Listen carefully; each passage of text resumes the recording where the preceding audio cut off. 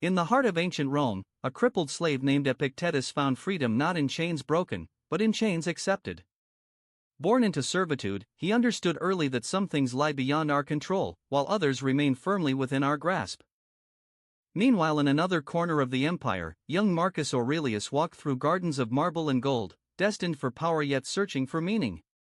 His tutors spoke of duty while thunder rolled in the distance, foreshadowing storms that would test his soul.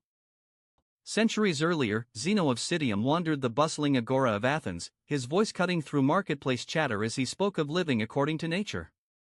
Merchants paused their trades to listen, some nodding thoughtfully, others shaking their heads in dismissal.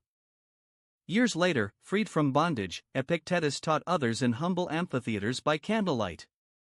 His crippled legs served as constant reminder that physical limitations cannot imprison the mind, only the choices we make can truly bind us. As emperor, Marcus Aurelius found himself commanding legions on distant battlefields, his purple robes replaced by military garb. Yet in quiet moments before dawn, he would write by lamplight, reminding himself that true victory comes not from conquering others, but mastering oneself. When Vesuvius erupted, burying Pompeii in ash and fire, citizens learned the hard truth that nature answers to no man's prayers. Some cursed the gods, others wept for lost treasures, but the wise understood that raging mountains care nothing for human plans. The merchant who lost everything in those flames had spent years accumulating gold and silver, believing wealth would shield him from misfortune. As his treasures melted before his eyes, he finally grasped what truly mattered could never be taken by fire.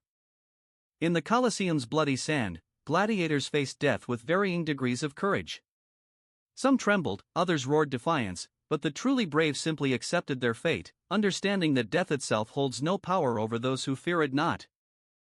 Emperor Marcus would often climb alone to mountain peaks during thunderstorms, standing motionless as lightning split the sky. He understood that raging storms, like angry crowds, could not touch the inner citadel of a prepared mind.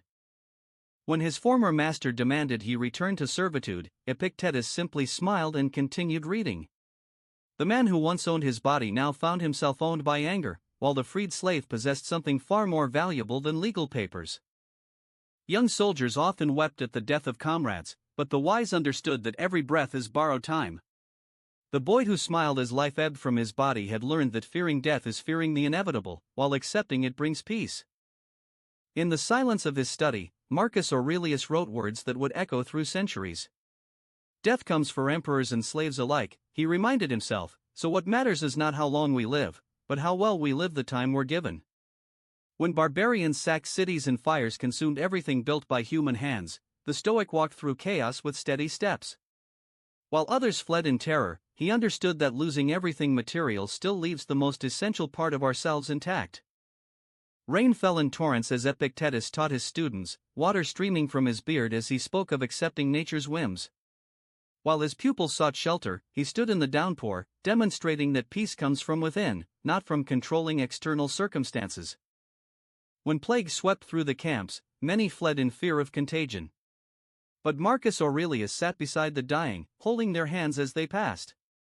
He knew that avoiding death's reality only made it more terrifying when it finally arrived.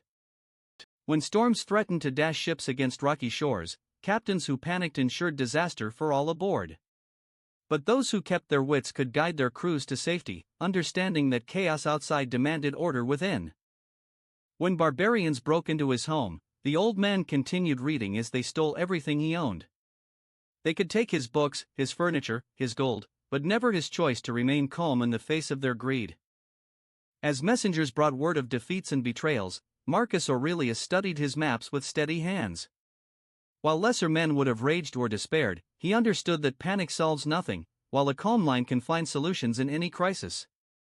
The tree that had shaded his meditation for years now stood bare and dying under summer's harsh sun.